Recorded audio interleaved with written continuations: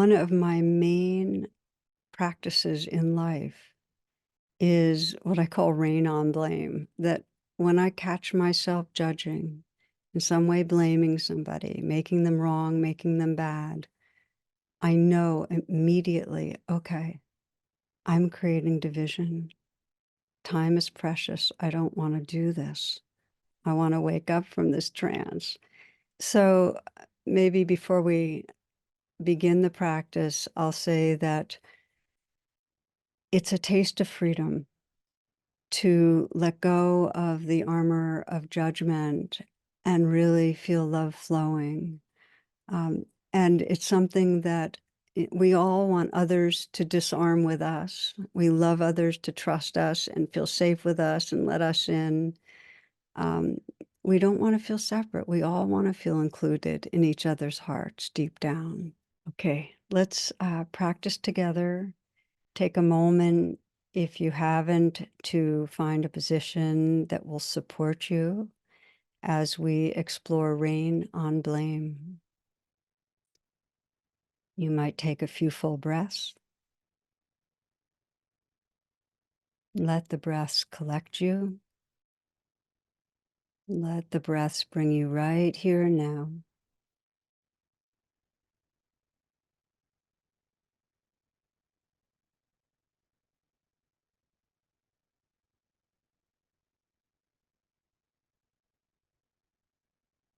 And bringing to mind a relationship where you feel some conflict or separation, where you feel you've been caught in kind of a chronic judging or blaming or resentment. A relationship with someone who matters to you, where you'd like to be able to disarm, to open more. And just feel your intention to begin with. May I disarm my heart. May I open. May there be more connection.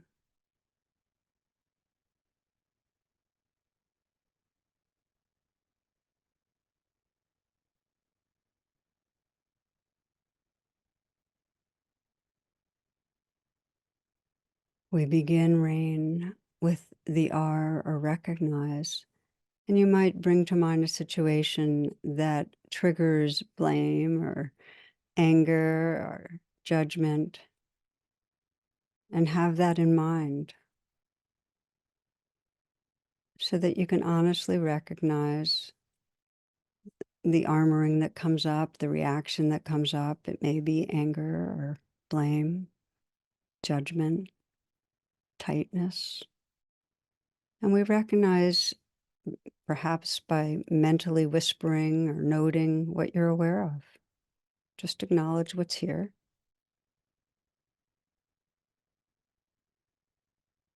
And then the A of rains, allow, just allow. Let the feelings be just as they are. I often imagine the feelings as waves in an ocean, and you're saying, okay, this belongs. It's just part of life right now.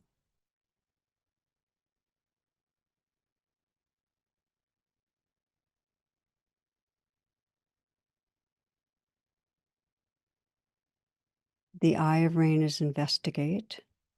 And you might begin by saying, when this is going on, what are you believing about the other person or yourself, or how they feel about you, the meaning of what's happened? Just notice if there's a belief in the background. Well, they couldn't care about me if they act that way, or they couldn't respect me, or I'm going to be hurt, or somebody else is going to be hurt.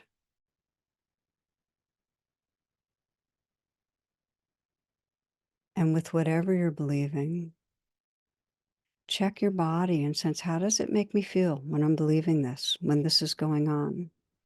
And sense the worst part of what's going on, and sense how you feel in your body.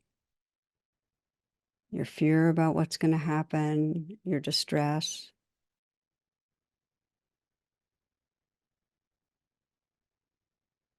What sensations and emotions do you feel? What's the felt sense? When you're feeling this, whether it's anger or fear or hurt, you might let your face express what you're feeling. Explore what happens when you let your face express it, and even let your body posture express it. It'll help you get more connected to the physical somatic experience.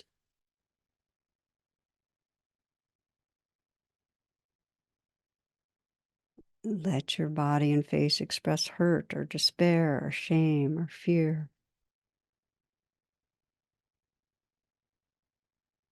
What's the deepest vulnerability? What's the vulnerability that you might not want it to be feeling?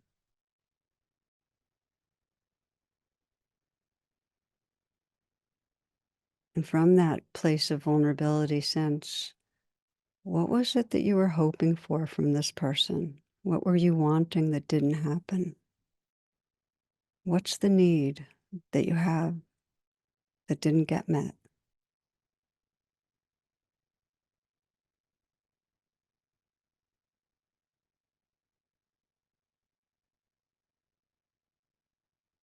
And you might put your hand on your heart or put your hand wherever you feel most vulnerability. And that's the beginning of nurturing, the end of rain. If you haven't done this before, this physical touch, it's a very powerful way to cut through and actually deepen the relationship with the life inside us. So sense it as a gentle touch to connect with vulnerability. Sense what the part of you that's vulnerable most needs to experience right now. What are the words that would most bring some healing or ease to this part of you? Is it just knowing I'm with you, I'm not leaving? Trust your goodness, you're lovable.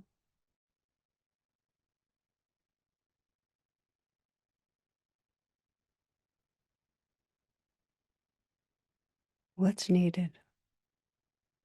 And let the touch itself communicate it.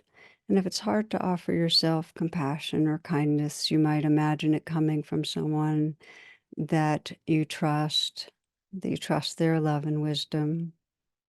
Just some message, some energy of kindness to that vulnerable place. It may be somebody that's not alive anymore, could be a dog, could be from the natural world, from a deity, spiritual figure. See if you can imagine and sense light and warmth and care flowing in through your hand to your heart, to the most vulnerable place in you. Like you're being bathed with kindness and care. And if you haven't imagined and tried that before, really sense that this can wash through into you, this light and warmth, right into where there's vulnerability.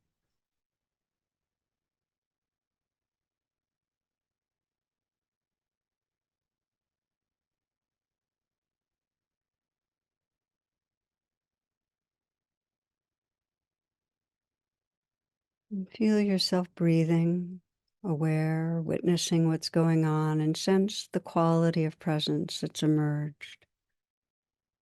Whatever shift has occurred from the beginning when you were identified as the judging self to this awareness, this presence, this compassionate space holding vulnerability.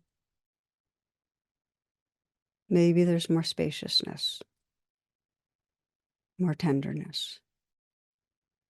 And it's from a more spacious presence that you can bring your attention to the other person for the next step of this, which is to see them more clearly, to be aware of the conflictual or difficult situation that triggered you, and to sense inside them what might be going on.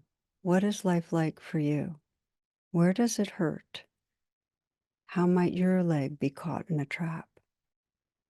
So you begin to investigate what that person might be feeling, what they were hoping for, what might be their unmet needs. Is it to feel respected, loved, important, understood? Sensing the possibility of, in some way, letting your heart's care respond, however naturally that happens. Perhaps to imagine that person feeling their needs met. Imagine how that person would be if they felt cared about, valued, understood.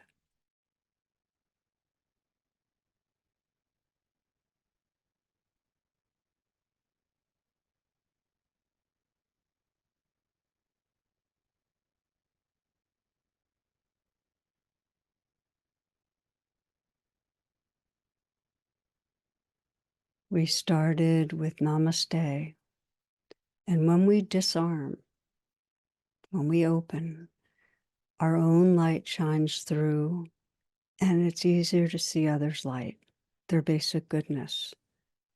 So you might take these last moments to sense your own presence and spaciousness and tenderness, and sense the other when they're relaxed, happy, full with loving,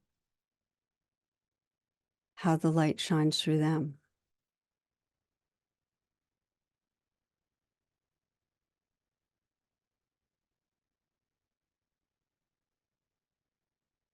You might sense namaste, that you're bowing to the light in both of you.